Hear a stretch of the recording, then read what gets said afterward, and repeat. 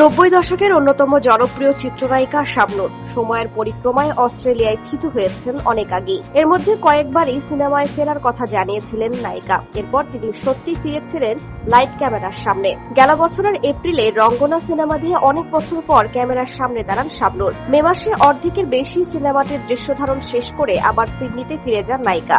এরপর কেটে যায় 14 মাসেরও বেশি সময়।